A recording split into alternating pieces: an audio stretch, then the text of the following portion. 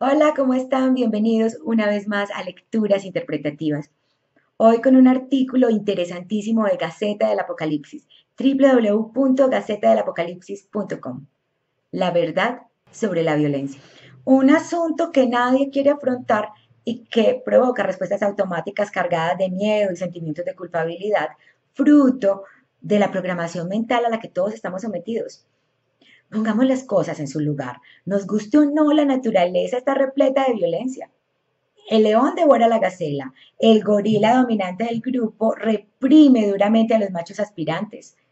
El mosquito agujerea nuestra piel y la banca arranca y mastica la hierba a su paso. Todo ello son acciones violentas que implican el uso de la fuerza contra la voluntad de otro organismo. Todo ello implica causar dolor a otros seres vivos por conveniencia propia. Así es la naturaleza en estado puro. Condenar la violencia es como condenar la ley de gravedad. Y podríamos hacerlo. Al fin y al cabo, la ley de la gravedad ha matado a muchas personas buenas e inocentes que no habían hecho daño a nadie. Ciertamente, la mayoría de nosotros no querríamos que las cosas fueran así. Empezando por quien dice estas palabras. Preferiría vivir en un mundo donde los intercambios biológicos de materia y energía o las dinámicas de poder y defensa del territorio fueran muy diferentes. Un universo espiritual en el que los seres vivos no se perjudicaran entre sí y en el que intercambiasen energía y materia de forma placentera, formando una red simbiótica y armónica perfectamente equilibrada, donde jamás hicieran acto de presencia ni el dolor ni la muerte. Pero si eso existe, debe ser en otra dimensión o en otro universo, porque aquí, en este planeta, reina el intercambio violento y doloroso de energía y materia, y no podemos cerrar los ojos a estas dinámicas naturales. Los conceptos de pacifismo, convivencia o moralidad son abstracciones que solo viven en el interior de tu cabeza. Lo difícil de asumir es que la violencia en sí misma no es ni buena ni mala y que calificarla de una u otra manera depende de valoraciones abstractas inventadas por nosotros mismos.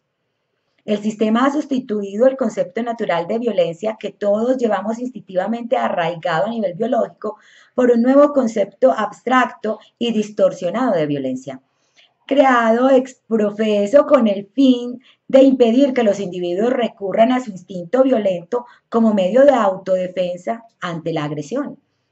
Es como si estuviésemos encerrados con un lobo en una habitación y el lobo, al ver que agarramos un garrote para defendernos, se nos acercara lentamente y nos dijera con voz suave: la violencia es mala y no lleva a ninguna parte.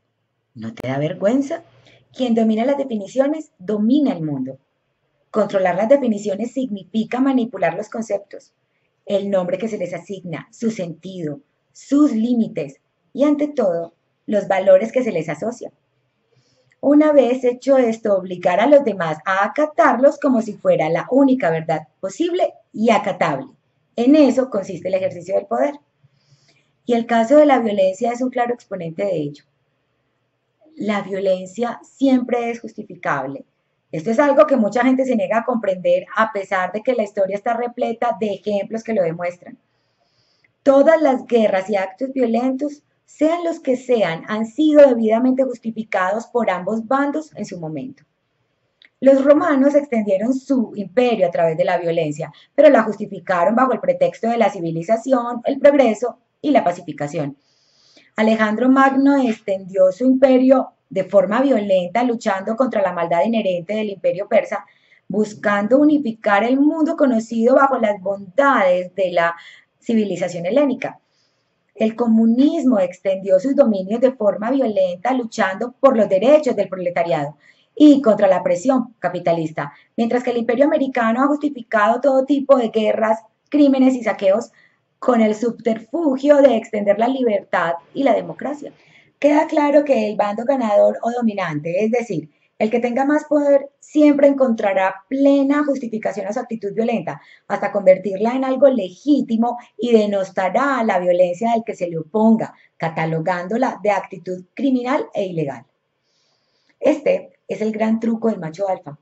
Un día el macho alfa descubrió que quien domina las definiciones domina la manada y para conservar su poder cambió el significado de las palabras a su conveniencia.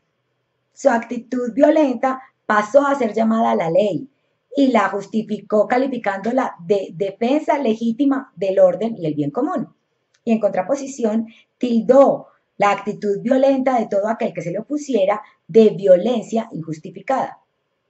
Una vez establecidas estas definiciones, solo tuvo que inculcar por la fuerza a los demás miembros del grupo que la violencia es algo malo para conseguir que cualquiera que se le opusiera recibiera el rechazo de la mayoría.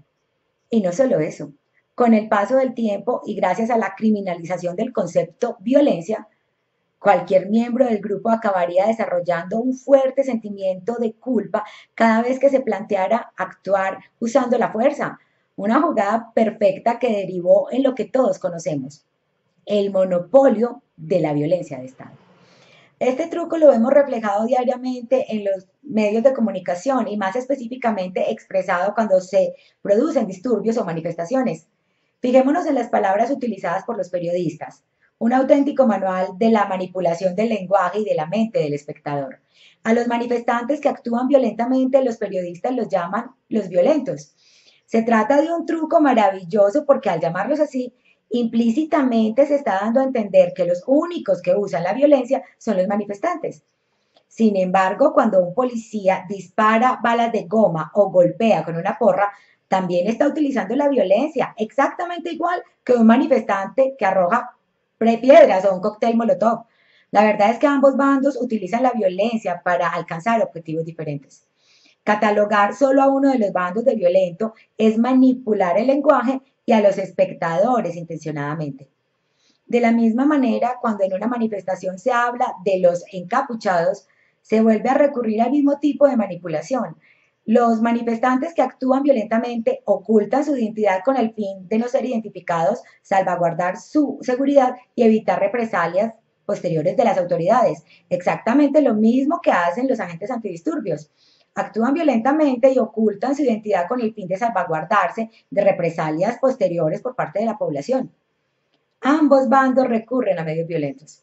Ambos bandos ocultan su identidad. Sin embargo, solo uno de ellos es calificado de violento o de encapuchado. ¿Por qué sucede eso? Porque solo uno de los dos bandos tiene el poder suficiente para dominar las definiciones. Así de simple. Por lo tanto, la violencia, sea del tipo que sea, siempre es justificable. Solo hace falta ganar la contienda e imponer por la fuerza los códigos necesarios de programación mental al resto de la sociedad. Un último ejemplo de esto lo vemos de nuevo en los medios de comunicación. Cuando los periodistas o los políticos instan a condenar un determinado acto violento, en realidad no están ejerciendo un acto de defensa de la moralidad y la convivencia social como nos quieren hacer creer. En realidad están realizando una amenaza a través de un sutil mecanismo represivo. En ese momento ejercen de portavoces del macho alfa que te está diciendo que si no condenas la violencia, te calificaré de violento y pondré al resto de la manada en tu contra. Y eso no tiene nada que ver con la moralidad o la convivencia social. Es un ejercicio puro y duro de poder. Quien haya sabido escuchar lo que hemos dicho habrá entendido que no nos hemos puesto ni a favor ni en contra de los actos violentos en las manifestaciones, ni a favor ni en contra de las acciones de los antidisturbios, ni de los grupos terroristas, ni de los ejércitos, ni de los imperios que cíclicamente han conquistado el mundo. En este video no estamos ni a favor ni en contra de la violencia, simplemente trata de observarla desde la distancia, aunque sea superficialmente. Sabemos cuáles son las maldades de la violencia y sus terribles peligros.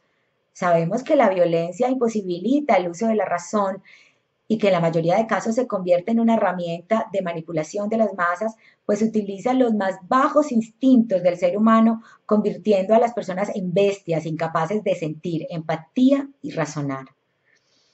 Sabemos que la violencia genera más violencia, pues es un mecanismo que se retroalimenta causando solo destrucción, dolor físico y psicológico.